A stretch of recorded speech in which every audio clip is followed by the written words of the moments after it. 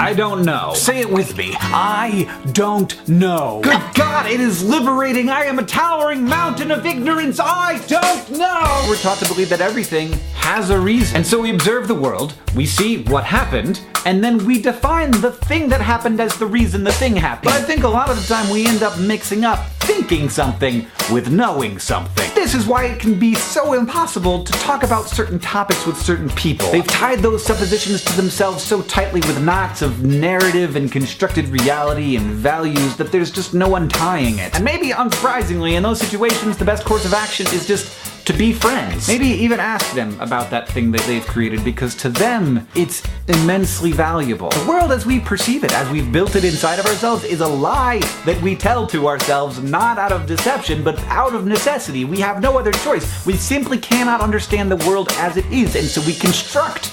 But sometimes I just have to tell myself the thing that is definitely true, the truest thing I can say, which is that I don't know. Never know.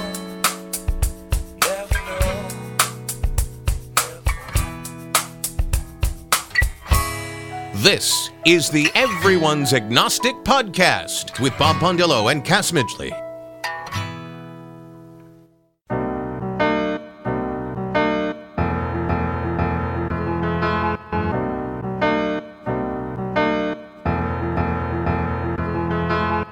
Welcome everyone to episode 137 of the Everyone's Agnostic Podcast. I'm Cass Midgley.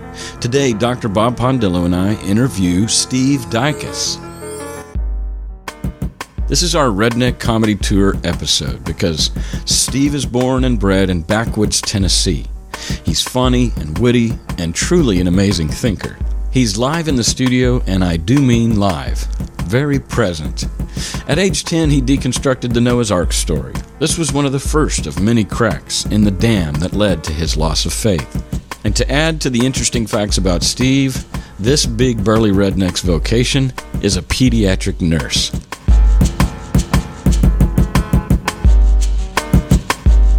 Visiting with our guest Steve, I was reminded of my little hometown in Newkirk, Oklahoma, and all the insecurities that come to mind when I think of my childhood and teen years.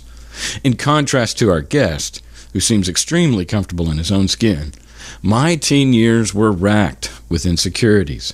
I felt deeply that I was a disappointment to my father, who died of cancer when I was 17.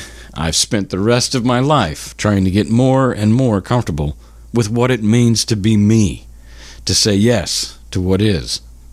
Regarding human insecurity, Dr. Susan Krauss-Whitburn wrote in an article for Psychology Today titled Why We Feel Insecure and How We Can Stop, quote, "Everyone feels insecure from time to time, perhaps particularly in certain situations. You may feel that you're not as attractive, intelligent, or well-situated in life as you could be. Comparing yourself to the people around you can make you feel even worse. Some people compensate for insecurities by trying to elevate themselves at others' expense. They might see people who seem to have the confidence they crave and envy them. They can even resent them and look for ways to bring them down." The psychologist Alfred Adler, who coined the term inferiority complex, referred to this tendency as striving for superiority. In the worst-case scenario, striving for superiority means that you're stepping on the feelings of those around you. The only way you can make yourself feel bigger is by making them feel smaller. There are times when insecurities are well justified, however, and admitting those feelings is psychologically healthy. If you've been belittled by a person striving for superiority, it's normal to question your self-worth. However, recognizing that you've been manipulated into feeling this way can help you shake aside that negative self-assessment. You can also be made to feel insecure by actual events in your life. Your romantic partner threatens to leave you or expresses concern about the future of your relationship. Your teenaged daughter shouts in your face that you're a terrible parent. Or your parents can make you feel inadequate by pointing out all your failings and missed opportunities. In all of these cases, you wonder what you've done wrong. Feeling better in those situations involves separating your contribution to the problem from the other person's. If you're feeling insecure, this will negatively affect you the most when you believe you won't be fairly treated, that the weakness you're feeling will cause people to dismiss you or ignore you, further amplifying your negative self-image. People can handle insecurity as long as they believe someone is watching out for their well-being. Having faith in the friends around you and your partner can help you get through those waves of insecurity that may overcome you from time to time." Unquote. Now, I was with Dr. Whitburn throughout this article until that last paragraph. I understand that when you're drowning in self-shame or regret, that friends are a great source of comfort and reinforcement of positive self-image. But I wish she had gone on to say that once you get on your feet, you will need to find your power within yourself so that you won't be toppled every time someone with an inferiority complex insults you. By ending the article this way, she seems to be saying you can handle your insecurity as long as you know someone who believes in you. But what if that person dies, or they turn against you or stop believing in you? And if you're an ex-Christian, God may have been that person who knew you best and loved you. Where do you find the strength to love yourself now? Where now will you source your confidence? Well, I can attest that Dr. Whitburn's prescription works, that knowing your mother believes in you, it's a good start for children, but you will need to grow up someday and believe in yourself. The same is true with the support you feel from friends or your partner or your God. Looking to others to prop you up can create a false sense of confidence and power, but that's not the most authentic, powerful source. You are. By looking outward for identity and validation, you're borrowing their power. For those of us who adopted the Christian perspective on the human condition, being one of total depravity, we have additional work to do to restore a healthy self-image. Even seeing ourselves as good can take some time. But over time, we discover that we're larger, stronger, and better than we thought. We can even be surprised to discover that we held so much goodness.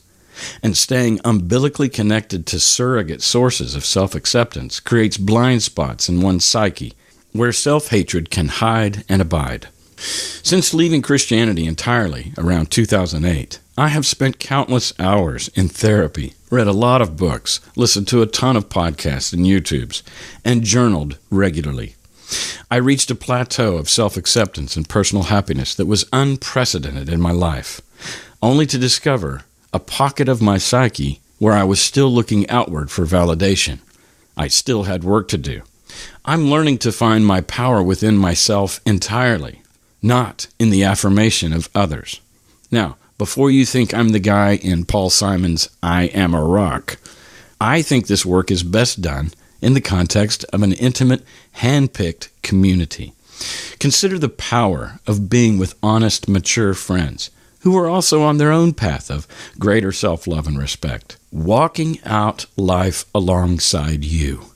And imagine you've created a safe atmosphere for honest feedback and praise.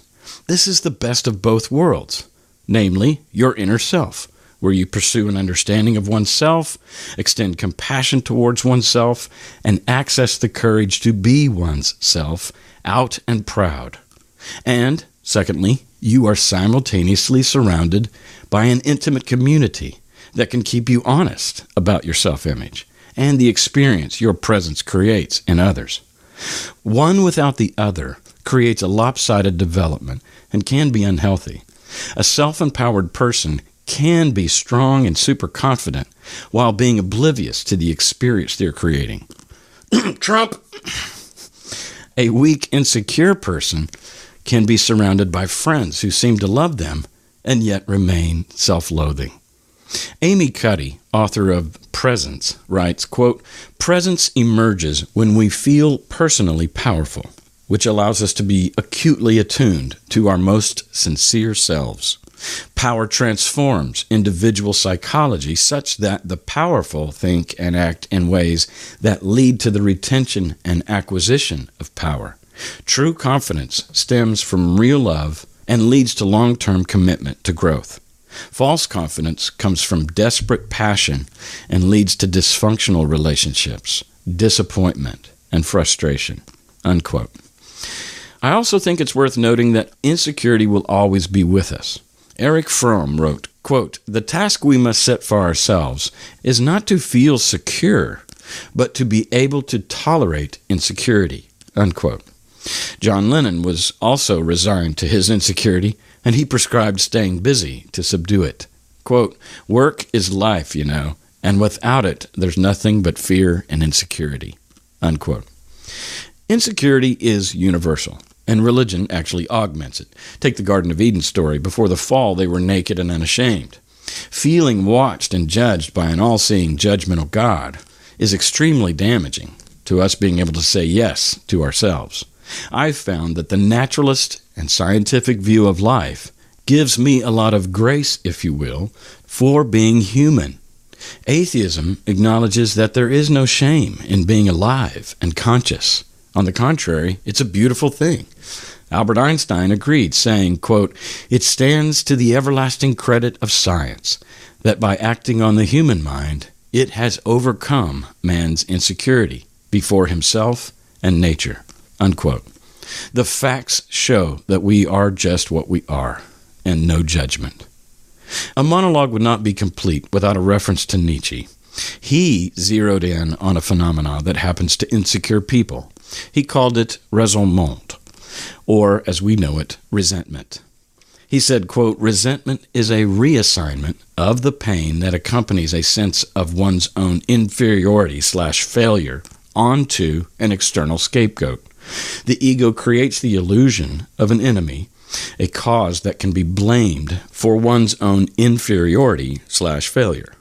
Thus, one was thwarted, not by a failure in oneself, but rather by an external evil."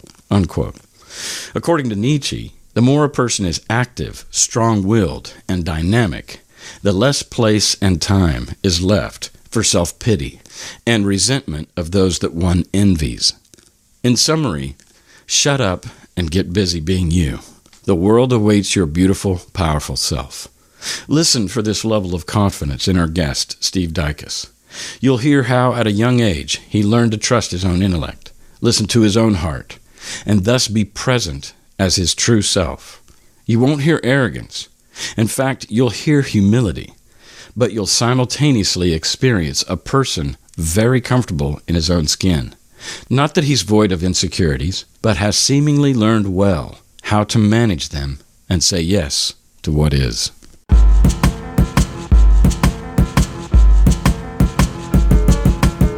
We taped this conversation on January 14th, 2017. We interview people you don't know about a subject no one wants to talk about. We hope to encourage people in the process of deconstructing their faith and help curb the loneliness that accompanies it. We think the world's a better place when more people live by sight, not by faith. Please subscribe to our podcast, leave a review wherever you listen to podcasts. Also, you can support us monetarily in 2 easy ways. You can pledge per episode on patreon.com or leave a lump sum through PayPal at our website, everyone'sagnostic.com.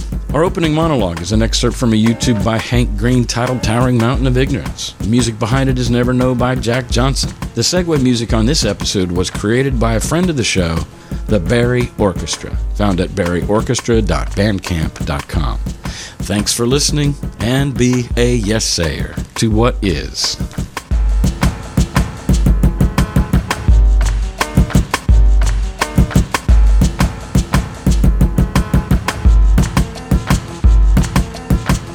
There's just a lot of gratitude out there for what we do. Yeah. You'd be surprised how much there is. I made maybe 3 or 4 appearances on The Thinking Atheist, and I was shocked that anybody in this area actually listened to that, for one thing. Then what really, really got me was how many people contacted me and said, "Thank you." Oh, wow. You know, it's so nice to know that somebody with a thick Southern accent from Hick and the Stick, Tennessee, also said, maybe this book isn't the greatest thing ever written. You know, maybe it's okay to not believe that, you know, a sitting pharaoh drowned in the Red Sea chasing runaway slaves. Because, and I was kind of taken aback by that. And we're talking people in the tens. But still, but you're right. It gives people permission when they hear someone else say it. Yes. And honestly, that's what was lacking for so many years of living around here, but pre-podcast, pre-internet. There were, I knew 1 or 2 people who didn't go to church and who actively doubted religion, but they were so quiet about it and so reserved about the it. South, sure. Yeah. And that's a smart way to be. Yeah, well, it still is to this day to some extent, but I'm not one of those people. I can't keep my mouth shut. Like, don't ever tell me a secret, okay? Just don't. Okay. Dude, I have the same problem. Yeah. Yeah. I do. And you know what? I'm going to have to rein it in. I really think it's something. I have to, my wife, bless her heart, she's the best thing that ever happened to me. She and I are on exactly the same page, but she's much more conservative. Now, if the Jehovah's Witnesses show up and want to tell us we need to change our worldview, no problem. Let's take them apart. But for her, she's okay with yeah. That's fantastic. But the day-to-day stuff, like, when like right now we have a politician wanting to put "In God We Trust" on our license plates. Yeah. That's not going anywhere. It's just not. It's a waste of time. It's a waste of time. And money. It's one man's chance to get his name in the paper. But I have to bite my tongue, man. I just want to start lashing out, and my wife is like, "It's okay, not now." So is she an atheist? Pretty much. But she's not an angry atheist. No. She's nowhere near as angry as I am. She works for the state. Yeah. She's in the public a lot, so no, she doesn't flaunt the stuff on her sleeve. She doesn't care. But yeah, she has a life outside of her own mind. Yeah. Mm-hmm. That's something I've never had. But she has a job that keeps her busy. Yeah. Well, we were out on the porch, and you shared, like, I'm out there smoking a cigarette, Bob's smoking a pipe, and you shared with us that 7 years ago you gave up 7.5. I gave up tobacco. Yes, I was you're a dipper. Dipper.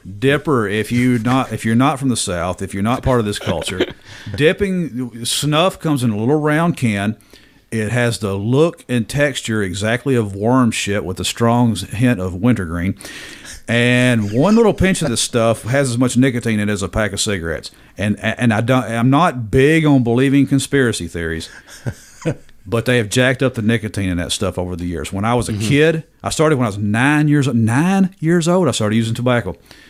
People didn't blink if you walked into a store at 9 years old and bought a pack of cigarettes. And wow, were you doing cigarettes then or snuff? Snuff. Yeah. Snuff. I smoke too, though. I mean, you just whatever you get your hands on. But the thing that I thought was compelling about what you said is you said, I realized I was a slave to a plant. I was a slave. I got so angry. Here's what happened. This was back in 2009 or so. Oh, yeah, 2009, 7.5 years ago, summer of 2009. June the 10th, 2009 is the day I quit. I was thinking about, and it didn't happen, but I was thinking about possibly saving up the money and going to England. Just get a passport, get a plane ticket, go to England, say I've been, turn and come back. The first thought that occurred to me when I said to myself, maybe I'd like to go to England, the first thing I thought was, how much of my snuff will I have to bring, because can I get that in England? And that not how much does a passport cost, not how much would a plane ticket cost, not how long is the flight, not can I get a direct flight from Nashville to London, or will I have to stop over in New York? None of that occurred to me first. The first thing that occurred to me was I need my tobacco. And the next thought occurred to me was tobacco is a frickin' plant. It is a plant that's rooted to the ground. It has no higher cognitive function, and I am a slave to this thing. I'm not a slave to a king. Right. I'm not a slave to a god. I'm not a slave to any rich person or anything like that. How hard was it to quit? I wish I could compare it to something. I've never quit heroin, okay? Because I never started. I mean, I look at me. I obviously don't use hard drugs. I'm too fat. But I never quit heroin. But I tell you what, the experience had to be something. It was like train spotting for one weekend. I mean, I was wrapped up in a blanket, shivering cold, with sweat running down my face. I absolutely couldn't think straight. I couldn't function. How long were you in that state? 72 hours, 3 days. Wow. And in that time, I chewed, I don't want to tell you, I chewed 5 pieces of nicotine gum. I chewed 3 the first day. I chewed 3 the second day. The third day, I was going to not chew any, but I had to go after work and pick up my daughter at a friend's house, and I didn't trust myself driving without taking the edge off of that nicotine withdrawal. It was that horrible. So you had 7 pieces. 7 pieces Yeah, I guess that works out to 7. You're right. See, I still can't think straight, man. That was a rough weekend. I'm here to tell you, as it affects me now. But anyway, yeah. And then from there, it was just, you know what was odd? Anybody who's trying to quit anything, but tobacco in particular, let me tell you where the struggle is, and let me tell you what you've got to do. I had to learn how to drive. This is a free podcast, by the way. Yeah. I mean, this is Quitting with Steve. Okay. I had to learn how to drive. Really? Wow. I had to learn how to fish. Like I used to, when I was a kid, I loved going fishing. I lived in the boonies, Middle Tennessee. And I used to, hunt, fish, all that good stuff. Well, I hadn't been fishing in a couple of years. Well, a year after I quit my snuff, and I also smoked cigars, and I did everything else as well, but it was mainly the smokeless stuff. I decided to go fishing. And suddenly a year after I quit, a craving hit me so far it caused my knees to buckle. Because the first step of going fishing was put a dip in your mouth. That's step 1. The step 2 is get in the car. Step 3 is a trigger for that, right? Yeah. PTSD. And so here 7.5 years later, I do occasionally still get like a Pavlovian response that something will happen that, hey, I used to would get a dip before I did this, and my mouth I'll start salivating. I mean, 7.5 years tobacco free. You couldn't pay me to put that nasty stuff in my mouth. I can't stand to be around it.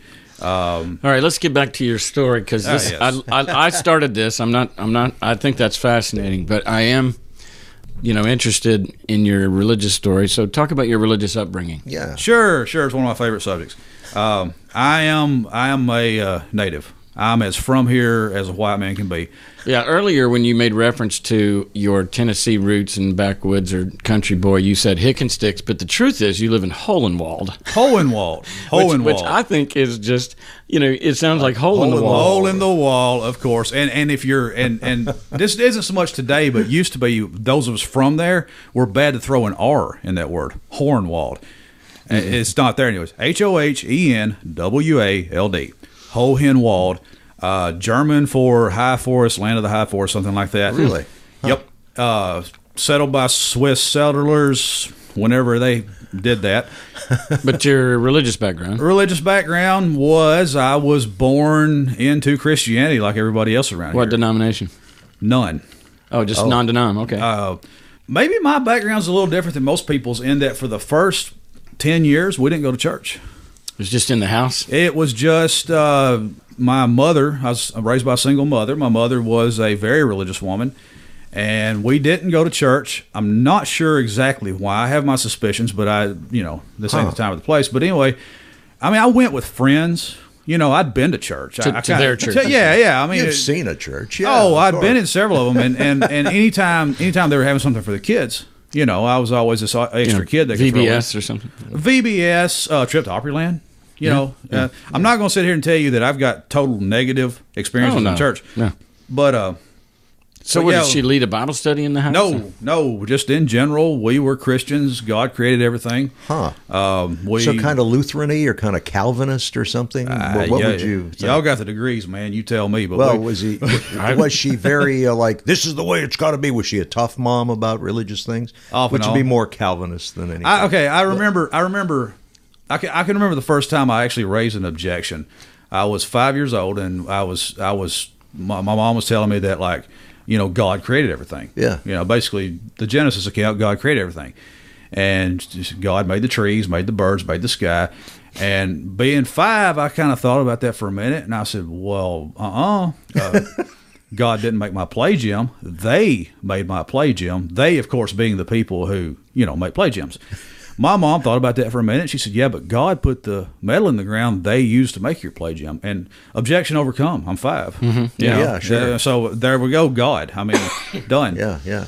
But then when I was about 10, maybe I was 9, we started going to a church, a small church in Hickman County. It was, we got in literally on the ground floor because the first meeting we went to was in the preacher's basement. So startup church. Yes. Yeah. Mm-hmm. Pretty soon we moved into, and I'm so glad I had this experience. We went into this old, like 100-year-old white clapboard church building that had no indoor plumbing. We had an outhouse. We had an outhouse at our house too. We were that backwood. So, yeah, we went into this old church building. I mean, this thing was falling in on itself, but it was so great. We were basically Pentecostal. Mm-hmm. Okay. Speaking tongues? Yes. Mm-hmm. Speaking tongues, lay on hands, anoint with oil. A lot of clapping and singing and raising hands. Oh, yeah. We didn't handle snakes. Mm-hmm. I mean, we weren't crazy. Mm-hmm. We're that crazy. Well, that crazy. But, it was a incredibly small congregation. It was not unusual to have 8 people there. Mm-hmm. Yeah. But I got both barrels. I was told in no uncertain terms that, yes, indeed, this is the real church. Mm-hmm. The Bible's the Word of God. The only way to salvation is through Jesus, and the only other option is an eternity of hellfire and torture. Mm-hmm. And at 10 years old, the one thing that will get me irked is when somebody finds out I'm not religious or no longer religious, and they'll say, well, you were never really sincere. Yeah, that's a standard. I'm going to tell you something. Mm-hmm. There is nothing on this planet more sincere than a 10-year-old child who thinks hell is real and he might be going. Good point. So, yes, I was incredibly sincere when I went to the altar, because I was told I had to go to the altar and repent at 10. I'm not sure what I had to repent of exactly, but hey, it's what you got to go do. And that comes up a lot here. We've had several guests, including Bob, who've said, I had to come up with something because the priest. I never came up with anything. This was confession, so they had to confess something. Yeah. This was Catholic. This was Bob's story. Yeah. Oh, bless your heart. But even Blake's episode, way back in episode 5 or 6 or something, he went and stole a necklace just so he'd have something to feel guilty about. Well, now here's the thing, and never let me paint myself as an angel when I was young. Because by my teenage years, I was into full-fledged juvenile delinquency. How I didn't end up locked up or dead is beyond me. But you're white. Not where I live, buddy. White's not a pass when you're poor. Okay. Yes. Okay. But and I've worked in the criminal justice system enough. I've worked in juvenile and adult corrections. And let me tell you, white's not a pass when you're poor. Yeah. But anyway. Yeah. I went to the altar, and I prayed, and I prayed, and I prayed, and I prayed, and the preacher preached, and he preached, and he preached, and everybody laid on hands, and the music was blaring, and we were, and I was kind of like waiting for something to happen. Hoping. Yeah, I mean, I just, the spirits of Jesus is supposed to come possess me and completely rewrite my DNA at this point, and right. It just wasn't happening. And even at one point, the preacher's like, as we wrap this up, Lord, it's time to get up, And so I got up and I told my first big lie in a church, and I kind of nodded and agreed that I had just been saved and so forth. And well, you got to kind of. Then we scheduled my baptism for a week later, which I thought was odd because I'm thinking, well, God, what if I die this week and I'm not baptized? I mean, I'm 10. These are 10-year-old questions. Yeah, those are good. Well, you're concrete thinking. Yeah. So I'm like, okay, but you know what? What if I die? Okay, never mind. I'm not going to. Obviously, God wouldn't let that happen. And while I didn't necessarily get, possessed by the Spirit during my saving, maybe I'll get it in the baptism. And then a bizarre thought hit me, and this is kind of a weird thing when I look back on it. I thought, the best thing that could possibly happen is that I drown during my baptism. I'm going straight to heaven. I mean, because seriously, I had been taught this life is so worthless, and this life is so useless, and this life is so temporary. And we were like Book of Revelation, with late great planet Earth. And when I say this, I didn't know this stuff at the time. This is stuff I've learned since. But late great planet Earth, 88 Reasons the World Will End in 1988. We were in that world, right? We apocalyptic eschatology. We seriously believe that we believe so strongly that the end of time was upon us that I seriously wondered why I was being sent to school. I mean, why? It's a waste of time. Why am I making A's? Well, that's Jesus' admonition to give no thought for tomorrow. Yeah, tomorrow, exactly. For the sins of the day are sufficient, and behold, I come quickly. And I mean, it's going to, and everything in the 6 o'clock news, everything on world news was straight out of the Book of Revelation to us. Yeah. There it is, prophecy being fulfilled. Yeah. You earthquakes. Yep. Everything's a sign that this is the end. This generation won't pass away till they see the Son of God coming in the clouds. And I've got, I'm going to grill you on this stuff. Okay. On that very stuff right there when we get to it. But anyway, like a thief in the night. Oh yes, yeah, I heard it all. But wow. Anyway, so you're 10 years old. I'm 10 years old. You're thinking the best thing that happened would be as soon as I come up out of the water, or maybe never come up out of the water. Just go straight to heaven and avoid this mess.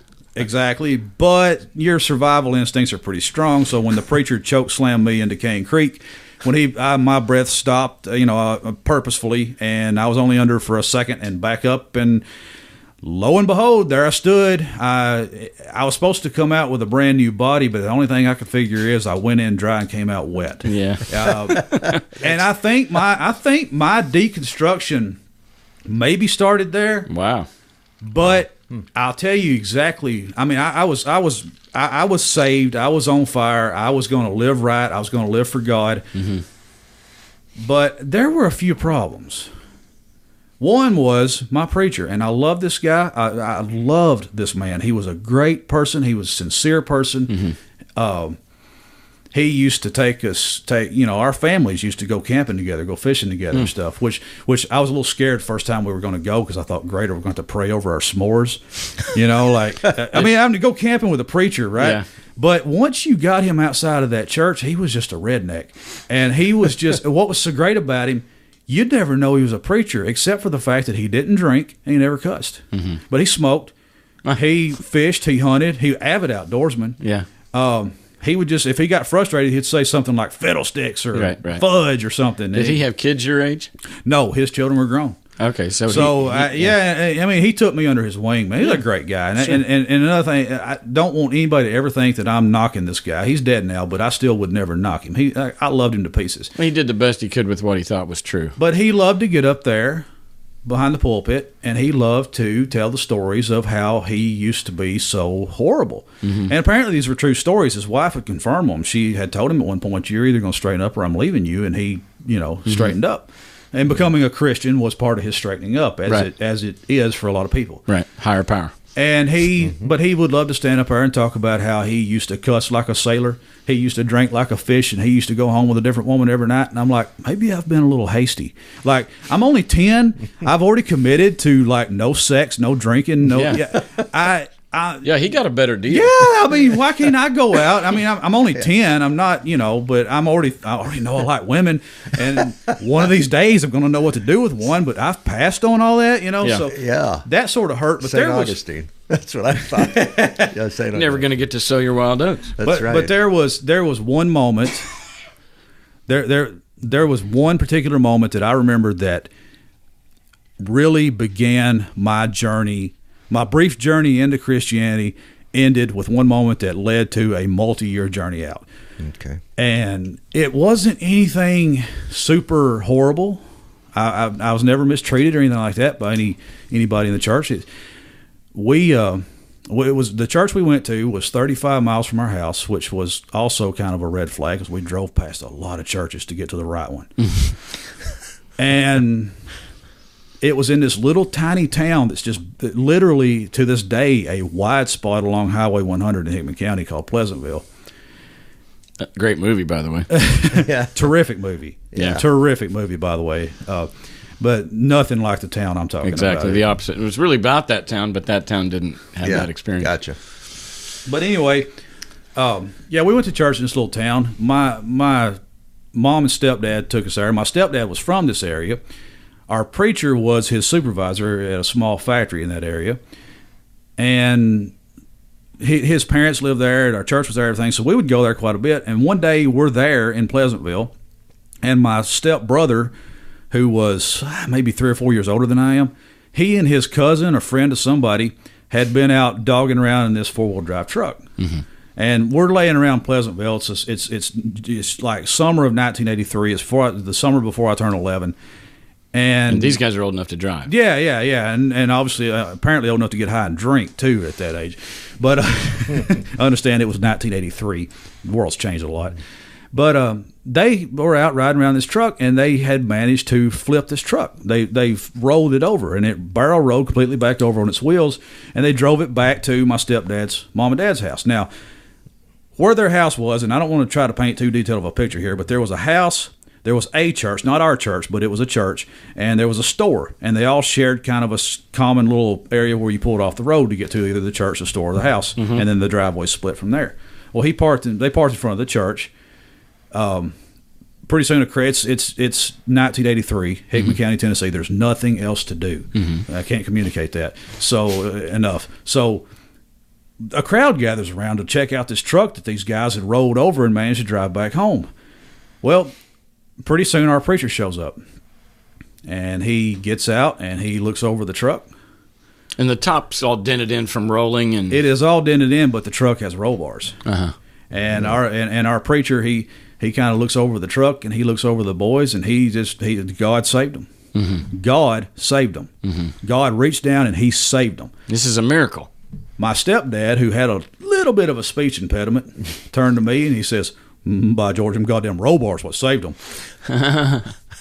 It was like somebody threw a switch. I mean, just because here's what he did. And again, I'm 10 years old. I don't really have this in my vocabulary at the time. But what he did was two things. One, he challenged the preacher.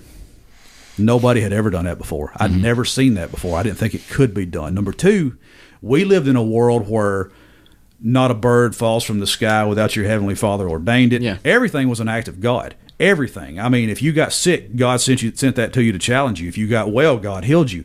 If the wind blew from the west instead of the east, God changed his mind. So all of a sudden, it occurred to me that quite possibly God had nothing to do with this. Quite possibly the reason the truck, the occupants in the cab of the truck survived a rollover crash was roll bars that are designed specifically for rollover crashes. But my reaction to that was I stepped out of the crowd. I went into my step-grandparents' house. I went into a back room. I don't think this room even had windows. I closed the door. I turned off the lights. I flung myself down on the floor, and I prayed. And I prayed my 10-year-old little ass off for God to get that evil thought out of my head. I said, God, I know you saved them. But I couldn't make it work. Because what if there hadn't been roll bars? What if it had been a head-on collision? What if, you know? Sure. So they may have very well survived this vehicle accident by chance or by design, as in roll bars. Yeah. So, yeah, those goddamn roll bars really set me on my path out. And it wasn't a short path out of Christianity from there. No. From there, the simple stuff that had nagged me anyway, Noah's Ark. Yeah. I mean, one day I'm thumbing through a Bible. We're at the church for something. The musicians are playing and whatever, and I'm sitting there bored. There's nothing to do. There's no cell phones, no Twitter, no video game. Well, there was Ataris back then. But we didn't have one at the church. And I find a Bible, and I find a Bible with a glossary in it. Oh, that's awesome, right? I'm kind of a nerd word. I've avid reader even at that age. So I'm thumbing through the glossary, and I find out what a cubit is. A cubit is from like the tip of the elbow to the end of the fingers, which, guys, I got a pretty good cubit on me, but I don't make you feel insecure. Nice cubit. Nice cubit. I'm a big guy, so what can you say? But I found out that a cubit was roughly 1.5 feet, 18 inches or so. And so I thumbed through Genesis till I found the Noah's Ark story, and I did the math. And understand, I'm 10 years old. It's 1982, 83. I don't have access to the internet or anything like this, and I'm not bragging on myself how smart I am. These are just simple things that I'm doing to occupy my time while I'm bored. Noah's Ark was 450 feet long. Not Ken Ham's, no. Noah's Ark. No, I'm talking your about actual, based on the Bible. 450 feet long wooden boat, and it just hit me. 2 of every animal, except somehow the clean animals by 7s. I've never really grasped that, but 2 of every animal, every land animal, insect, and bird, and all the food and water they need, plus people, to ride out basically almost a year-long global flood. Right then and there, Noah's Ark fell apart for me. Another thing that hit me, this would be later. I'm in my 6th grade classroom. I'm 11, maybe 12 years old. I'm bored again. You know, Idle Minds the Devil's Workshop. I was about to say that. We used to say that. Idle Minds the Devil's Workshop. I'm bored again, and I'm thumbing through one of our books, probably our science book, and I come across the little section that we never touch in small town Lewis County Elementary School or intermediate, whatever they call it then. I think it was all elementary school then. Now it's like intermediate and pre-high and high and middle. That's just crazy. But anyway, I'm thumbing through the book and I come across the most amazing thing I've ever seen, and it was the simplest thing I've ever seen. It was a little article, little section of the book that talked about these two populations of squirrels that lived in like southwestern United States of America. Okay. And these two squirrels, and I've never researched this again. I may not even be remembering this right. This may all be bullshit, but this is how I remember it. Sure. These two populations of squirrels were separated by a canyon. Grand Canyon, I don't remember, but it was a canyon. Okay. They had been separated for so long that they could no longer crossbreed. You couldn't take a male and a female from each population and get them to breed to produce a viable offspring because they'd been separated geographically to the point that they were no longer the same species of squirrel. Mm-hmm. Mm-hmm. And right there at my desk in my 6th grade classroom, it really, really, really came home to me that Noah's Ark is bullshit. It didn't happen because for that to have happened and for my religion to be correct, Noah would have had to somehow come from the Middle East, make it to the southwestern United States, grab a male and a female of this squirrel, run around the canyon, grab a male and a female of this squirrel, get them back to the Middle East, throw them on the boat, ride out the flood. Floodwaters recede wherever that much water could go. Yeah. And then put the males and females back and have them repopulated. And so, first off, that didn't happen. Mm-hmm. Second off, let's suppose it did. Why? Right. Why? That's the stupidest story I've ever been told in my entire life. Right. Why? Okay, because at this point I'm like, I'm almost bold enough to actually say these words. You're God. You're the one in charge. You're the most powerful being in the universe. You are the one in charge of everything. You can do anything. Why a flood? Mm-hmm. Why not just vaporize the people you don't like? Yep.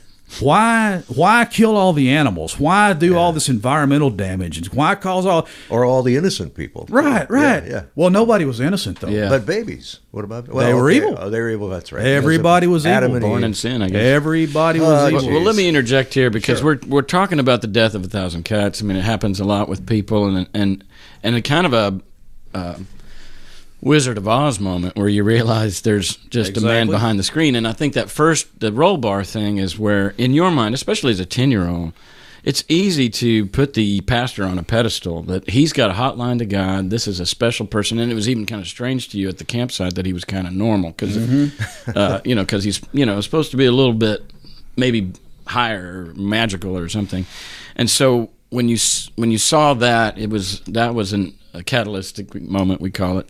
The squirrels, the Noah stuff, and you're already a critical thinker at 10 and 11. All these years, it's just amazing what you look up a cubit and then you do the math. I mean, you really want to know. Yeah. And so that deconstructs the literalness of the Bible. And a lot of Christians today have already deconstructed that, and yet they kept their faith somehow. So where did it go from there? Okay, at that point, first off, if you don't take the Bible literally, in my opinion, you got to shut up about being a Christian. Well, that's the South. That's where I am, because if you're going to just say, well, evolution's true, here's the thing. If Adam and Eve didn't happen, if the two people didn't listen to the talking snake and eat the piece of fruit they weren't supposed to have, right. Then there's no fall. There's no need for sin atonement. The human sacrifice is pointless. Yeah. The human sacrifice is pointless anyway because the guy came right back to life.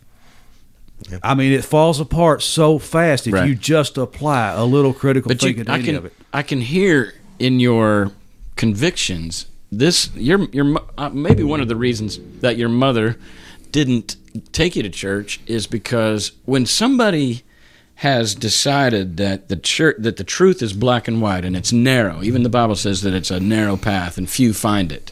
And so, like, when you're keyed in on the truth, all these others, you passed 5 wrong churches to get to the right one. Right. All these others are wrong. I'm right. And so this staunch position that you're taking towards If you don't believe the literalness of the Bible, then you can't call yourself a Christian. You know, that binary thinking.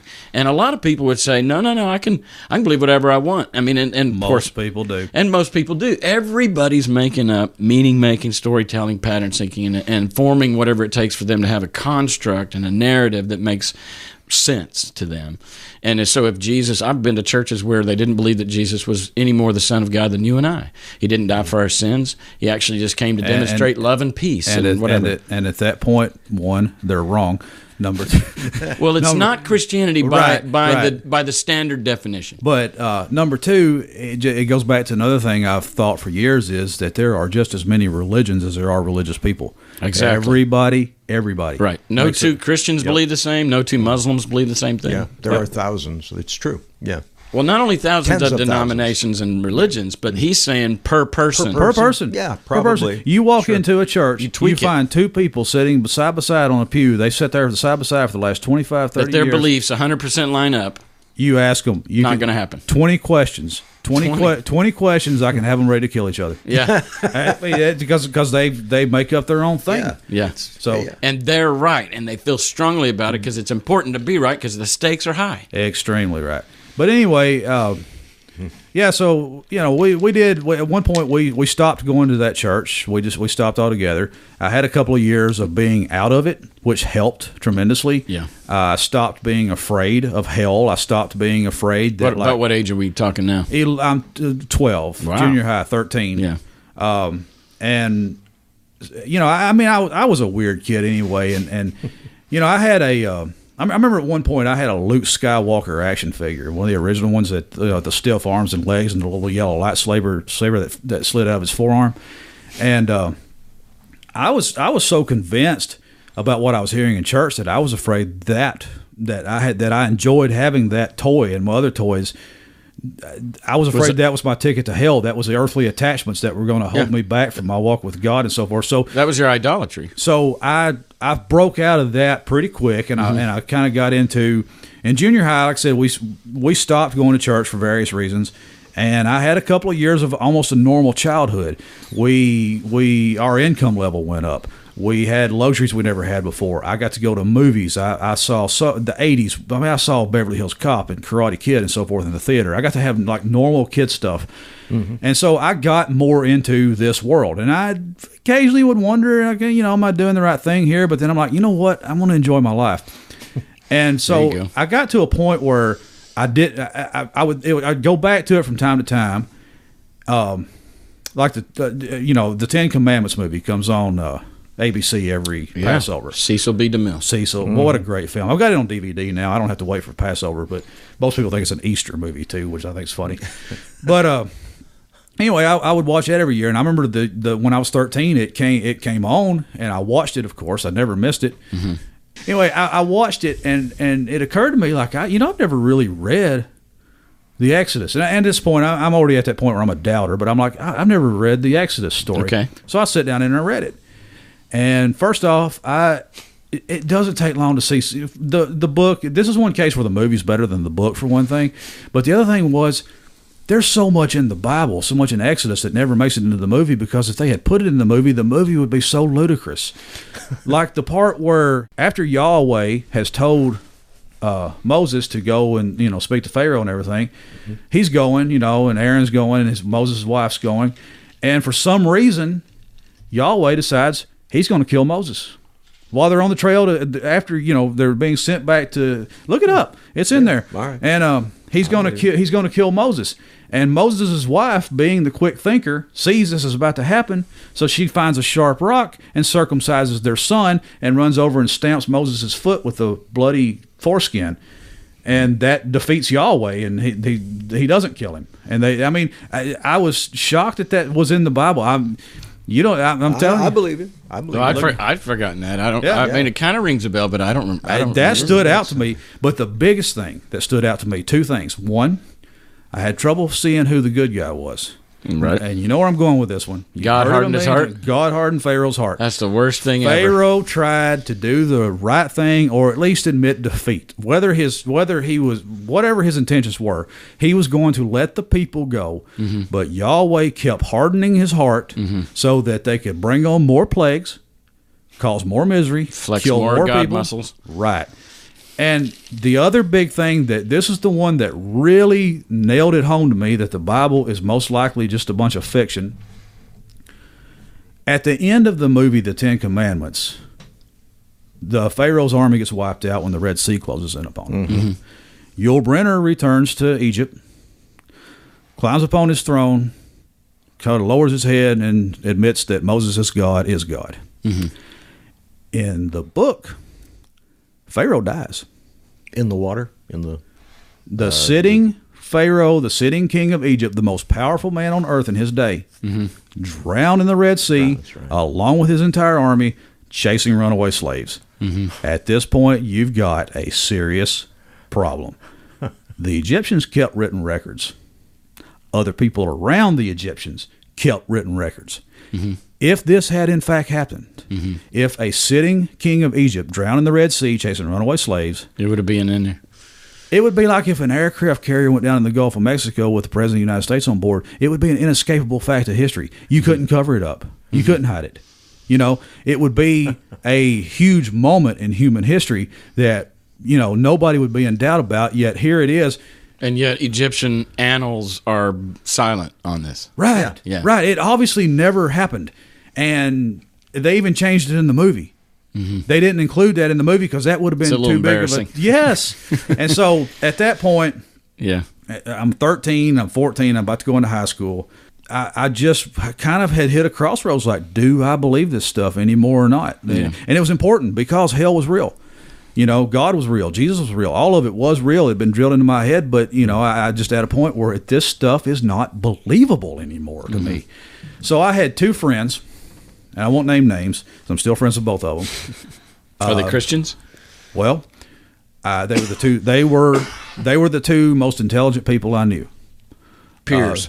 One is a college professor today, and the other one is like a master of science something. I mean, these two people are off the charts intelligent. And these are your peers? Yes, they were. We were all about 13 years old. Okay.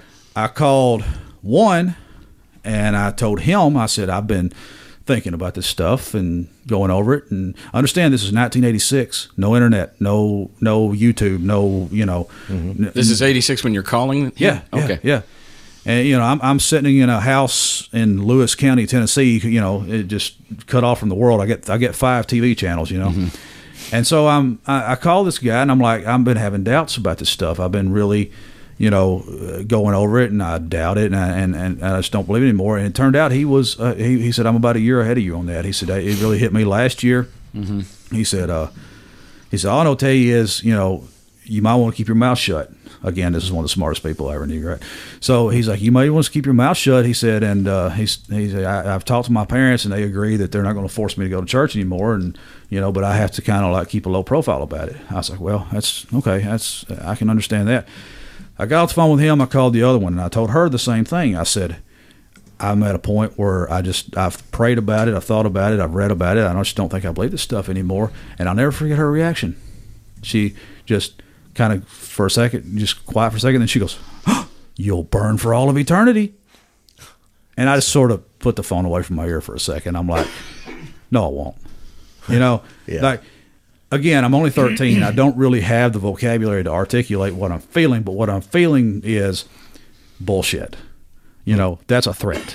Mm-hmm. When all you've got is threats, you've lost the argument. There's just, that's, at this point, take me to hell and show me hell, and then I'll believe in hell. So, I mean, I found my way out, and of course, it didn't go over real well in my household. Typical teenage fight guys. And again, I never want to paint the picture that I was some sort of, great teenager to have around either. I mean, you're a rascal. I was a rascal, put it mildly. True story. Right after I graduated high school, or actually I didn't graduate high school, right after I left high school and got my GED. You dropped out? I'm a high school dropout, yeah. There you go. Nut job. But anyway. But you're smart. You guys wouldn't have liked me when I was about 18. Let's put it that way. But anyway. But you're smart as hell. Maybe. No, we know. But we already know. But everybody listening already knows. Yeah. But right after I left high school, my first full-time job, other than roofing, was at the old Tennessee State Penitentiary in Nashville, the old Disney World looking, castle looking. Yeah. Day one. Now, what was your job though? Correctional officer. Okay. 18 years old. Yeah. I'm in charge of guys old enough to be my father at this point, right? Day one, orientation. I walk into that prison yard. I look around, and I realize two things. One, I'm not a tough guy. And two, I never want to be here past the end of my shift. At that moment, at the age of 18, standing on the prison yard, looking at guys with arms bigger than my legs, who've got battle scars that I can't even imagine how they got, I realized I'm not one of y'all. And I also realized I'm also at this point a legal adult. And when I get felony convictions, this is where I wind up. At that moment right there, all of my delinquencies melted away. I didn't need Jesus. Yeah. I needed scared straight. Yeah. But well, let me go back and talk about this, because I think some people listening, they wouldn't be listening, because this show is for people where post-Christianity and leaving religion, dropping God is traumatic. Mm-hmm. People all over the world, and this is Bob to some extent, gave up God like you did at a young age, like Bob did at a young age, and that was it. The reason that we even have a show, because think about this, nobody's ever called up their friend and said, "Hey, buddy, I think that old woman who lived in a shoe, it never happened." Right. I think rub-a-dub-dub, 3 men in a tub, never happened. And expecting the other person on the line go, "What? You better not be thinking those thoughts." I mean, like, Mother Goose will come kick your ass. Yeah, exactly. So, like, the fact that some people moved on and it was inconsequential, it was non-traumatic, it was like, that was child's play or whatever. Mm-hmm.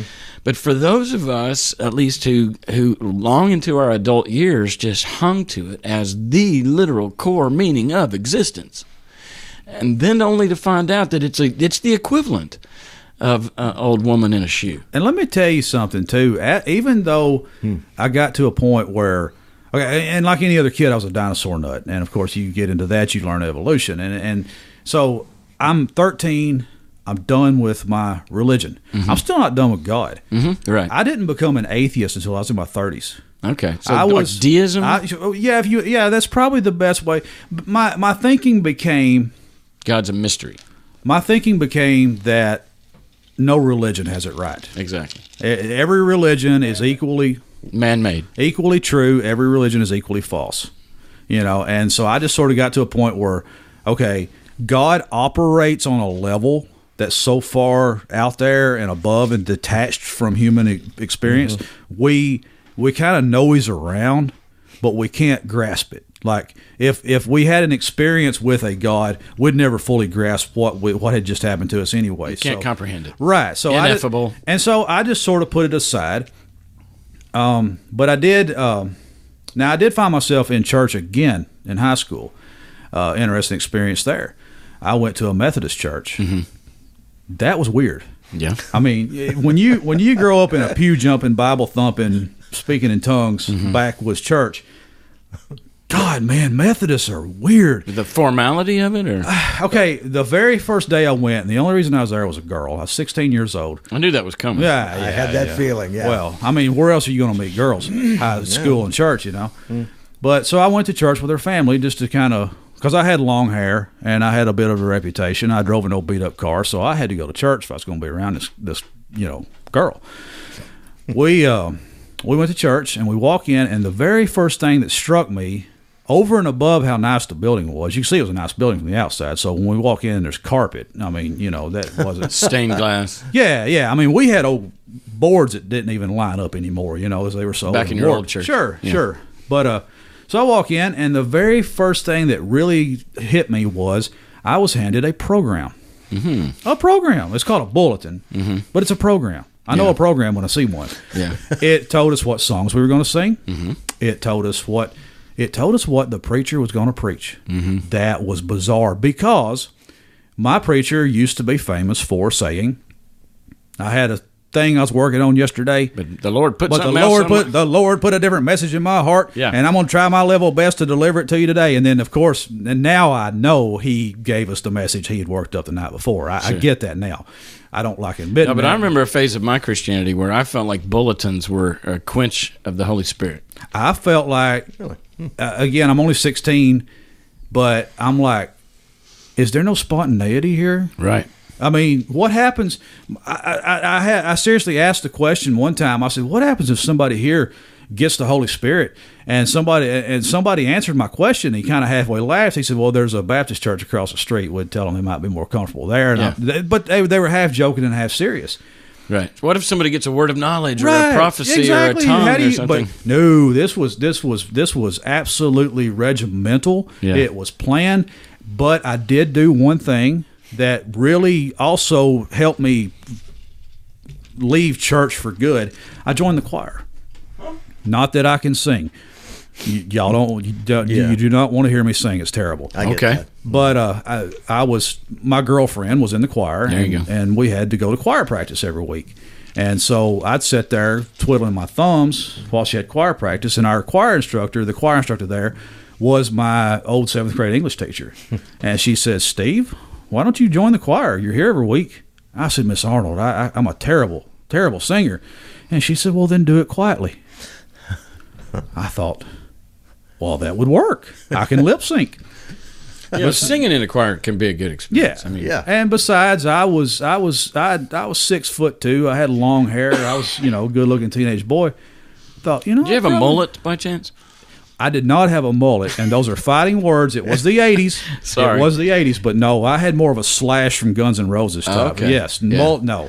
Well, Slash, isn't that when it comes all down in his back? Right, face? Okay. right. My hair was as long in the front as it was in the back. Okay, one length. It was not business up front, party in the back. It was party all the way around. Now, how does that work in Tennessee? Wouldn't they give you shit for that, or is that probably more than 70% of the fist fights I got into in high school were over my hair? Yeah, that's what I'm talking about. But anyway, and of course, the more people fought me, the longer it got, because there you go. But anyway, so I joined the choir. I looked good in the robe. I stood up there and I lip synced. But then after a few weeks, I really got to paying attention, because all of a sudden I was behind the curtain with the man behind the curtain. I was back there. Mm-hmm. And this church still has 2 rows of pews. And every Sunday, they'd have the offering, and the ushers would come and they'd pass these little brass plates, and they'd, go up and down the pews, everybody putting money in. Mm-hmm. And when the offerings came forward, the ushers would hand them to the pastor, and he would turn around and he would hoist these 2 monies of plate up in the air, and the choir would stand, the congregation would stand, and we would sing, praise him from whom all blessings flow, blah, blah, blah, blah, blah. And I got to watching the preacher would stand there every Sunday. He had his back to the congregation, but he was facing us in the choir. He would stand there with a plate of money in each hand and a huge smile on his face. Mm-hmm. And he was saying, praise him from whom all blessings flow, praise Father, Son, and Holy Ghost. And after about 3 weeks, it occurred to me, yeah, dude, I know what you're so happy about. You ain't got to get a job this week. And at that point, it hit me like a ton of bricks what a business church is. Yeah. Yep. What a for-profit, and I don't give a damn how they cut it. If they don't make a profit, it doesn't stay in business. It's a for-profit, money-making opportunity. It is absolutely a business and nothing more. And I immediately, after that service was over, I took off that choir robe and I never put it back on. Again, I was not altruistic. Probably that night, I probably went out with some of my hoodlum friends and vandalized something. I was not a good kid. But I could not be part of something that dishonest. I mean, I'd soap your windows. I came from the heart. So right. So when you took the choir robe off, did you lose the girl? No, not right then. No, yeah. I mean, it was a high school relationship. It didn't last long. But yeah, I just, and I was asked, why did you quit the choir? And I knew exactly why I quit the choir, but I couldn't tell anybody because I had no validation. I had no backup. There was nobody else around who felt like I did. There was nobody else I could point to and say, well, I kind of agree with this guy. And see, that's important. You talk about this show and other shows like it. It's important to know that there are other people who have had the same problems you've had with this, that, and the other. Other people feel the way you do. Yeah. And well, you'd be the only one saying, I think this is a scam. Right. And that that's a lonely place to be. So you just but it occurred to me, and it occurred to me over and over again. I went back and forth on that one. I'm glad you said that because I kept asking myself, are all these people wrong? That's the hard one, man. That is the hard one. Are all these people wrong? What am I missing? And so in my 20s, and I'll get off my own autobiography here in a minute, but in my 20s, this is what this show's about. Okay, well, and this is important, and this is where I really want to start maybe asking you a few questions. In my 20s, I was working in a factory. I was married. I had a couple of kids. I was living the dream, and I was married to a woman who wanted to go to church every Sunday. So again, I went, and I stood up when I was told to stand up. I sat down when I was told to sit down. I repeated what I was told to repeat. I sang along quietly to what I was told to sing along with. But I got nothing out of it except when's this over? Yeah. When can I get home and catch the opening kickoff of this is before the Titans, but before the NFL season. I mean, I was a football fan at the time. And it just kept gnawing on me. Yeah. There's something to this. There's got to be. I'm missing something. I'm missing the point. And also, this guy that I worked with was this really out there anti-Semitic conspiracy theorist. Oh, geez.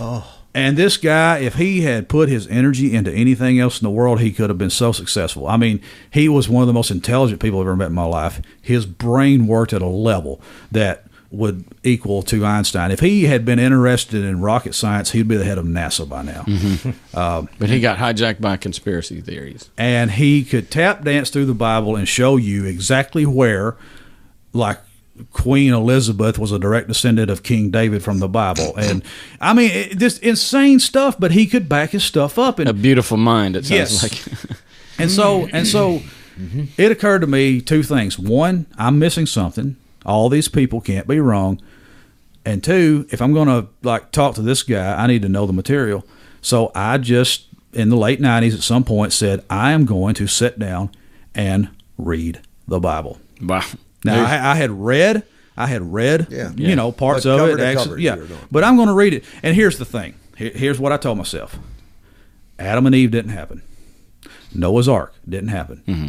The Pharaoh did not drown in the Red Sea chasing the runaway slaves. That never happened.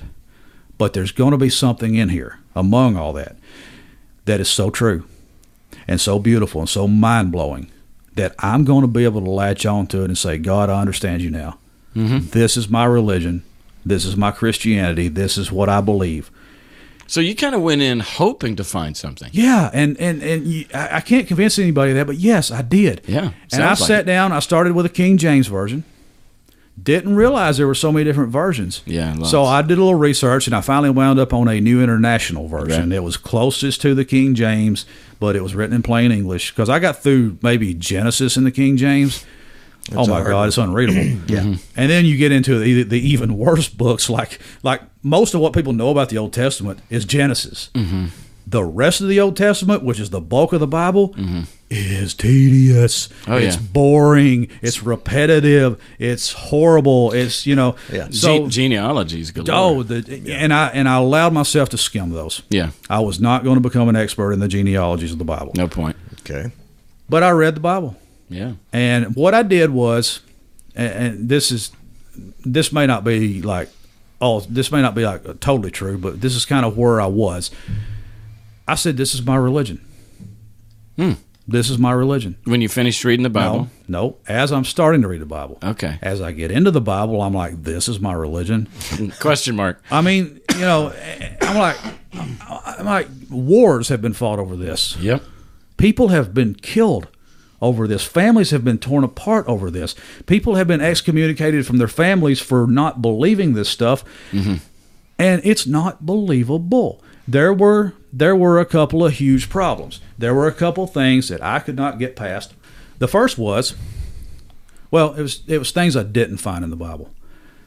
The first was a goody-goody, lovey-dovey, forgiving God. goody, lovey-dovey, forgivey God. Y'all know this is not in the Bible. Not in the Old Testament. Bible God. Well, not in the New either, really. Yeah, Bible God is petty. And I don't want to go into the Richard Dawkins, God delusion opening, but I mean, the most powerful creature in the universe is insecure. Yes, jealous, insecure, needs his ass constantly kissed so he can feel good about himself. Yeah. I'm sorry, that didn't make sense to me when I was a child and believed it. I used to wonder, why would God need worshipped? Like, that doesn't make any sense to me. And why would he have tantrums? Yes, and so there was that. God of the Bible was horrible. The other thing I didn't find in the Bible was either Happy Hippie Peace Jesus or Red State Republican Jesus. Neither one. In there. This is the 90s, and this is another thing. I was sort of in my talk radio bubble at the time. Y'all had Jen Cinco on here? Uh-huh. Yes. I'm actually in that movie. No, really? Yeah, I'm a movie star. I've never seen the movie. It's good, but I'm in that movie. My wife has it on her iPad. I need to watch it sometime. But I'm in that movie for like good movie. I'm in that movie for like a minute. Wow. Yeah. I'll have to check that out. Yeah, I'll give you my autograph before I leave. Okay. But on a check. But anyway, I never found like either, like I said, Happy Hippie Peace Jesus or Red State Republican Jesus. The whole, Peace Jesus. Like, you familiar with Dave Ramsey? Yeah. He ends his show every day with "Walk daily with the Prince of Peace, Christ Jesus." Well, Jesus in the Bible said, "No, I didn't come to bring peace." Like, came to bring a sword. He specifically said Dave Ramsey's wrong. Yeah. And Red State Republican Jesus, the whole husband, wife, and 2.5 kids and low taxes and all that stuff. I'm sorry, it's just not in there. No. And the other thing about Jesus was, and this is like I said, you used to be a minister. I kind of want to grill you on this when we get to it. Christianity falls apart so fast if you read the Gospels. If you read, you hear people talk about being red letter Christians, red letter Christianity. Yeah. Those are the words that Jesus spoke. That's and if you go by the words Jesus spoke, Christianity falls apart on one thing that's over and over again. In the 3 synoptic Gospels, Jesus told his original followers the kingdom was going to come in their lifetimes. Many of you standing here will not taste death till you see the kingdom of God come in power. Mark chapter 9, verse 1, I memorized that one. Yeah. But I mean, over and over again, he was a doomsday cult leader. He was telling these people, get ready. It's going to happen anytime. Right. And then he dies, then they die, then the kingdom doesn't come. Several generations pass away without the return. I'm sorry. We are. You're done at that point. Yeah. You're done at that point. There's no. And I've asked preachers, I've asked people, and I've heard, oh, well, he was seeing into the future. And no, it doesn't say that. He told these people. But anyway, the third thing I did not find in the Bible, and this was kind of shocking to me, considering the way I was raised, because one of my preacher's favorite sayings, and I love this to this day, he says, if the devil ain't after you, he's already got you. If the devil ain't after you, he's already got you. And we believed in, an active Satan, an active devil, an active nemesis that was out to steal your salvation. All right, so let's stop there, because you know what that means. This is kind of like because what the devil and like the spirits and just the whole spiritual warfare world is out to get you. One of the things it does to a human, to the Christian, is it kind of creates a paranoia, that there's a devil under every rock, or if I listen to this secular music, I'm going to get demonized. If I do this or that, I'm going to get demonized. And if I read Harry Potter, I'm going to get demonized. And so you have to live your life guarded. And so that preacher, what he's saying is, if the devil's not after you, which means if you're not aware, or if you're not struggling, well, yeah, both. I mean, so he's saying to his congregants, all y'all need to be conscientious of the devil lurking around every corner, and if you're not, then that means he's already got you. Yeah, that is a condemning. That is and that's a mind fuckery right there. Let me give you one more little anecdote from my old church days. Again, we were in the old clapboard building, and the whiteboard building, and we were the pew jumping, Bible thumping, real deal electric guitar amplifier, Pentecostals. Drums.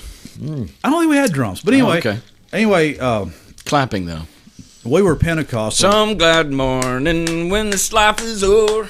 You can do that kind of stuff? I wish people in my church could have sang that well. It was pretty atrocious. I don't know the truth of the matter. Okay. But anyway, My bad. we had this young couple come in visiting. Obviously, they weren't of our ilk. Mm-hmm. They were like They're city folk. Well, let's put it this way.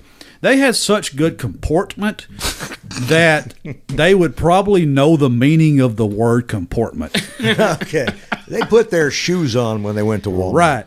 Exactly. So they come in, and it's like a husband, wife, and 2.5 kids. I swear to God, there was half a child.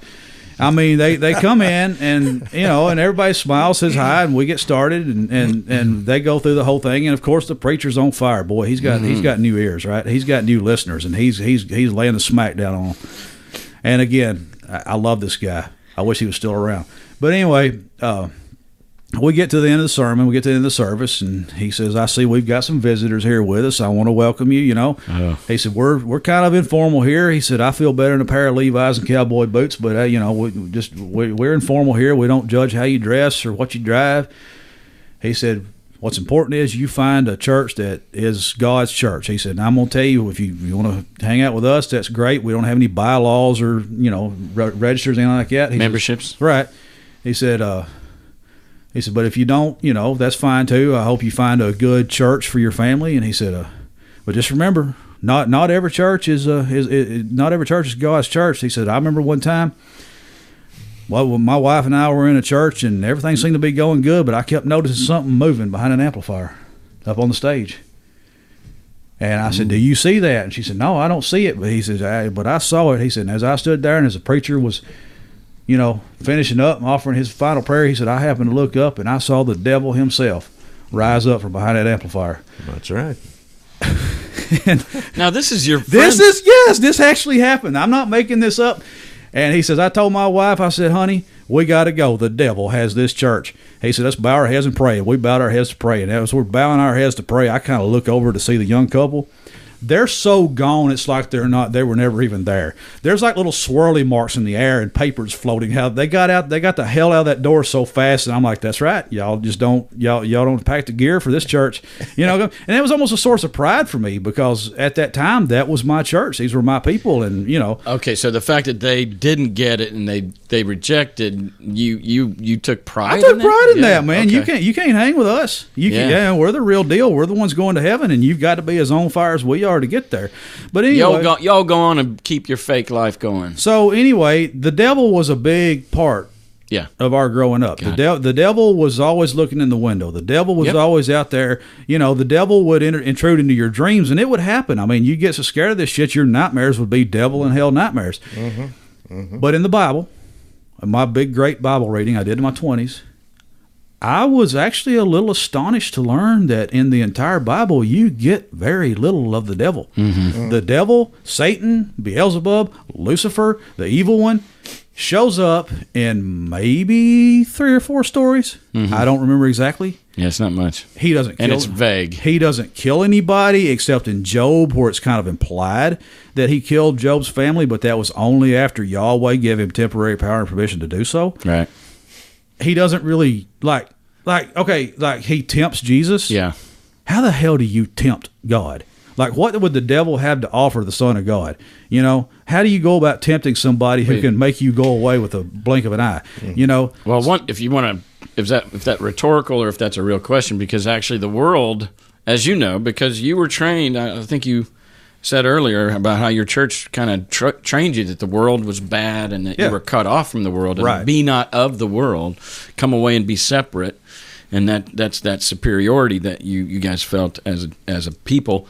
But the world was, at the fall, was given to man, or at the creation was given to man. They were given dominion, and then at the fall, Adam and Eve gave it to Satan. So Satan is the ruler of the world. You would make such a good Jehovah's Witness. Well, right. So when Jesus is being tempted in the wilderness, Satan comes and offers him the world because he owns it. Right, but God also owns the rest of the universe. I understand. And It's as many complete. worlds it's so nonsense. Insane. But anyway, I just I'm kind of self-centered, so let me get back to myself here. Go for it. But no, it struck me that particularly evil Satan. The other thing about Satan in the Bible was his big crime seemed to be that he simply asked questions. Yeah. Yeah. That was it. Because we don't find out until the New Testament that the talking snake was actually the devil in disguise. But what did he say? What did he do? What he simply said, first off, he didn't lie. No. In the Genesis story, God lied. God said, if you eat this fruit, on that day, you will surely die. Mm-hmm. The devil said, no, or the talking snake, and there was the devil in disguise. He said, no, you eat that fruit, you'll gain sight. You'll be gain like knowledge. God, yeah. Right. And they ate the fruit, and they could see. And they didn't die. I'm sorry. Lie, Yeah. So anyway. Well, let me fast forward to modern times. Your mother still alive? No. Oh, I'm sorry. She? And I can cut to the chase here on that. The oldest trope in the world is that when your mother dies, you become an atheist, and that almost kind of happened to me because, again, I was kind of a deist for years. Yeah, and not a Christian. Not a Christian, but just leaving an open door for there to be something. Right. And so I went through a period of time several years ago that my mother died, my cousin died, my uncle died, my grandfather died. I told you I'm a pediatric nurse. I had a child die in my arms. I felt like Lieutenant Dan on the radio after the ambush saying my whole goddamn platoon's been wiped out. Mm-hmm. I just got there. I was there, and in 6 months' time, I had the deaths of like half a dozen very close people to me. Sure. And so I did finally sit down and say, okay, I've got to deal with this. I'm grieving. I'm doing this in grief. Do I believe I'm going to see these people again? Mm-hmm. And the short answer to that is no, because the second I actually asked that question, I knew the answer. Mm-hmm. If I believed I was going to see all these people again, I wouldn't be suffering through this brutal sadness. Mm-hmm. Like, okay, maybe 30 years until I die, but what's 30 years compared to eternity? What's 30 years compared to the billions of eons we're going to spend together in the afterlife? So if I really believe that, yeah, I miss them. But, this is going to be like sending my kid off to camp. I'm going to miss that kid that week they're gone, but I'm going to see them again, and it's not going to be the end of the world. Mm-hmm. This feels like the end of the world to me. Yeah. This feels real to me. The end of this person. And so at that point I said, okay, if there is no afterlife, why even bother with believing in a God? I didn't believe in the Christian God. I didn't believe in the Hindu gods. I didn't believe in, the Muslim God. So I didn't believe in Thor, Odin, Zeus, So why believe in my God, whatever that may have been? And also, I really got serious about astronomy. Mm. I got serious about biology. Not that I went to college or anything. I bought a telescope. I started buying and reading books. I got big into Carl Sagan. And I quickly came to realize that whether a God exists or not, everything seems to operate as if it doesn't. Mm-hmm. And also, this is just my personal thing. Again, everybody makes up their own religion. Maybe everybody makes up their own atheism. Mm. Anything in this universe that would qualify as a God doesn't need me to kiss its ass. Well, sure, no. And even if I don't think it's real, it's not going to be butthurt by that. It's kind of irrelevant, isn't it? It's certainly. So whether or not a God even exists becomes irrelevant in my life. Inconsequential. Until the Jehovah's Witnesses come knocking. Okay. Yeah. So let's get to your personal story, because I think it's fascinating that you're a pediatric nurse. Pediatric nurse. Wow. And so you work with I have made a career out of and I don't just do exclusive pediatrics. Okay. I'm across the board. Yeah. I can go work in a nursing home. I can go work in an emergency room. I can go to do home health. I do private duty right now, which I love. So what's your licensing called? I'm an LPN. LPN. A let's pretend nurse or a little play nurse, but licensed practitioner. But I have saved lives. I have done some pretty remarkable things that I would never thought I would be able to do until I got into nursing. Mm-hmm. But I've kind of made a career, and this was another thing to circle back to, why to believe in anything, is I've made a career out of taking care of people with brain injuries and spinal cord injuries. Wow. And in all my years of experience in that, there was also another unescapable fact, is your entire personality and who you are and your experience and your emotions and everything, they have a physical component, and they're all in your brain. Yeah. Because that can be wiped completely away, and you can still be alive. Mm-hmm. And also, your spinal cord can be severed, and all that information in your brain can't get to your legs anymore and make you walk. Mm-hmm. And all of a sudden, well, not all of a sudden, but over more than a decade of doing this, it became pretty obvious to me that electrical activity in your brain and your nervous system is pretty much who you are. And a lot of people can't accept that. Like the ego, can't accept that. Like, no, I've got to be more than just a physical body, and I've got to be more important to that. No, you don't. No, you don't. You're as important as you make yourself. Mm. And we do like to make ourselves important. We tell ourselves stories and narratives. We've said on the show many times that we're cockroaches with prefrontal cortexes. That and religion tends to be arrogance disguising itself as humility. Yeah, and that people say, "Oh, great definition." People say, I'm humble before the Lord, and I'm God's humble servant. But what they're really saying is, I'm so special. I'm the center of the universe. I'm so freaking special that even though people starve to death on this planet, and even though horrible disease and stuff, God's helped me find my car keys because I'm one of the, and that what could be more arrogant than thinking you're a divine immortal made in the image of a God? Yeah. Nothing, But yes, I'm a divine immortal made in the image of a God, but I'm humble. No, you're not. Yeah. No, I hear you. That's so what? There's been no mention of your biological father. What happened to that? He and my mom split when I was 2.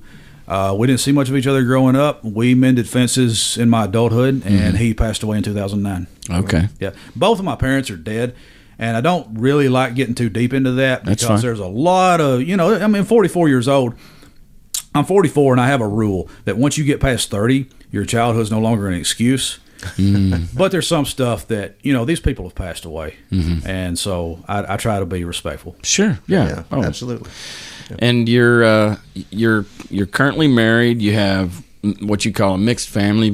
She had kids, you had kids, and Brady Bunch or something? My wife and I have 7 children between us. Okay. Basically 4 of them are grown. I have one daughter who will be 18 in May. Mm-hmm. We have 3 small children, and those children are our world. They're our lives. You mentioned that you were members of the science thing in Nashville and in Alabama. Talk about that. Okay, I'm not being paid for this. Yeah, but that's for sure. The Adventure Science Center in Nashville. You have a offshoot of that here in Murfreesboro. The Discovery Center. Right. The U.S. Space and Rocket Center in Huntsville, Alabama. There's a network you can plug into there. You can get a membership at one of these facilities, and any facility that's like 90 miles away from it, you can get into for free. Mm-hmm. So if you get if you buy an annual family membership for $100 at the Adventure Science Center in Nashville, you can blow down I-65 to the U.S. Space and Rocket Center. Show them your card, walk in for free. $100 for a family membership, and if you go to either one of those places twice, it's going to cost you at least that much. Right. That's money well spent. We started that 2 years ago, and it's been the absolute best thing we've ever done. My wife and children are at the Discovery Center in Murfreesboro as we're doing this. As we speak. We're going to the U.S. Space and Rocket Center tomorrow because we go this time every year and get a family portrait made when we walk in. So, yeah, if you live in this area, by all means, look into doing that. That is the best money you'll ever spend. Absolutely. Well, you're an enigma, man, because you've got this Southern accent. You're raised in the South. You had this long hair, whatever, and yet you got giant critical thinking skills. I used to drive down the road in my pickup truck with a dip in my mouth, listening to Leonard Cohen. Yeah. Well, at least I thought you were going to say Leonard Skinner. That too. I mean, give me both my Leonard. But you're raising your kids in science, and you're a nurse at the end of the day. That just didn't see that coming. Truth is stranger than fiction. I just think you're fascinating. I'm really, really glad to have you on. I think your story's amazing. What do you and your wife do for fun? Besides the Science Center. The Science Center. You guys ever get a sitter and do something together? Or what? Once in a blue moon, we'll go to the movies or something. But honestly, we're both. I work odd days, odd hours. I work every other weekend. My wife works. We live down in Lewis County. She commutes to Nashville. The next 3 months, she'll be in East Tennessee for work. So usually the days we're together, we spend the days as a family. Mm-hmm. We just have to. I mean, like I said, when you have adult children, mm-hmm. and then you have small children, a lot of people think that when you become a grandparent, it's when you get soft and it's when you get fun and so forth. No, it's when you get to a certain age and you realize children don't stay children very long at all. Mm-hmm. That's when you start cherishing. Mm-hmm. You know, when you've already had children grow up and leave, suddenly when you have another small child to take care of, mm-hmm. you want that to last forever. Oh, that's your top priority. That is so sweet. Yeah, so, you know, our family time, that on the days that we're all off, I mean, this is strange here that I'm here and they're across town. Mm-hmm. But we're all going to get back together and we got the whole weekend together. So, you know. Yeah. That's great. What a great guy, man. I'm telling you. I want to get you to write that down sign it and give a copy to my wife. Well, I'm not kidding you. Like, every woman listening to this show is probably just drooling over you because you're so sensitive. You're a nurse, and yet you're this big old boy, Southern, redneck, and it's an I was single for a very short amount of time a few years ago, and I'm so glad I'm married. I'm 44 years old. This is going to sound terrible, but you couldn't pay me to be in the dating scene again. No. It's so bad. It's so bad. And it's so different than you remember it. Mm-hmm. Like, I grew up in the 80s where you talked on the phone, you passed notes, you actually met each other in person. Yeah. And, I couldn't operate in today's world. No, so I'm glad I'm an old, boring, married man, and that's all I've ever wanted to be, and that's how I intend to die. So is there any relationships in your life right now that are made awkward or tense by your atheism? You got any siblings? I have a sister. I'm not sure what her religious convictions are. I know she has some. Does she know you're out or like? Yeah, it's no secret. I mean, it's no secret. I don't hide it from anybody. I'm just not in anybody's face about it. Sure. I don't. Okay, we have prayer at the football game, in our high school, which is illegal and they shouldn't do. Sure. Right. I don't give a shit. Now, let's say a Hindu family wanted to offer up their little prayer and they got told they couldn't do it, then there's a problem. Yeah. Just like when we have a nativity scene on the courthouse at Christmas, I don't give a shit. It's Christmas. I don't care. Yeah. Have your nativity scene.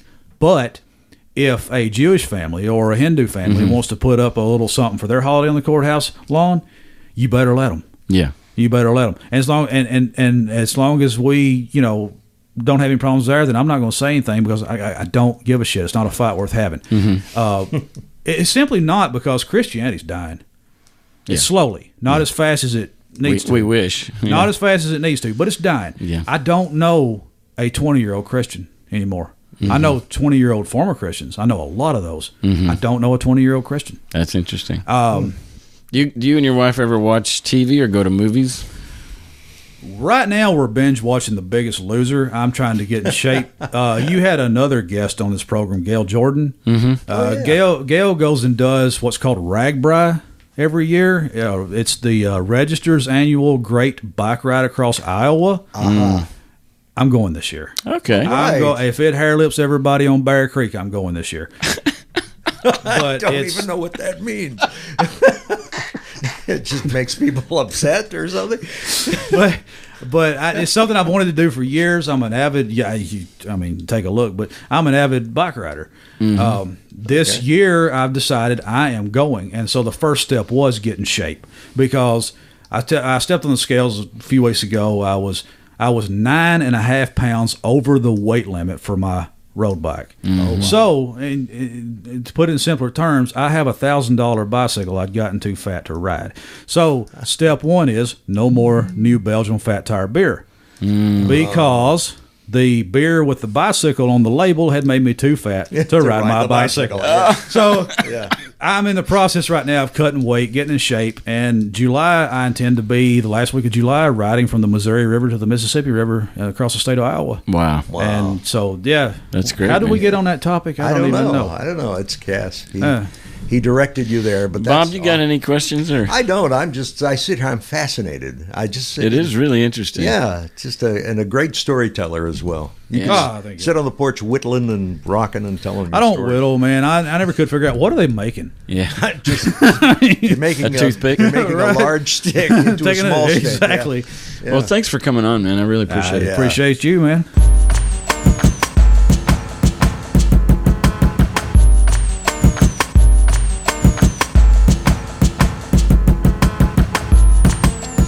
So Steve Dicus. Steve Dicus. Yep. Steve Dicus, licensed practical nurse. How about that? Man, I found him fascinating. He is a force of nature. I mean, he's just like one of those good old boys you're drinking beers with. You just sit back and let him talk. And makes you laugh and has a lot of insights and a very smart guy. You could certainly tell that. Well, and I never was bored. No, me either. He's really a great talker. Yeah, absolutely. I'm in a place right now in my life where my heart is so tender that I literally I wanted to hug him, and I probably should have when he left. Yeah. And I love this about the podcast. Mm-hmm. Bob, I mean, I don't even know what episode this is about to be. Yeah, it's up there. It's probably over 140 or close to 140 or whatever. Yeah. And these are people, now some of which we knew ahead of time, but probably 90% of them we're meeting for the first time when they come on. Right. And if we weren't doing this, we would never have met him. Right. So I just think it's fascinating. It is broadening, as they say. It opens your mind. Well, it's the master's degree you're getting to on how religious people think. Yes. And how all this stuff, there is this tendency that he talked about to be, we're the right church. Right. That's prevalent throughout. I mean, look at Muslims and all these other religions. They all feel like they're the right. And I think one of the strongest arguments that Dawkins makes is they can't all be right.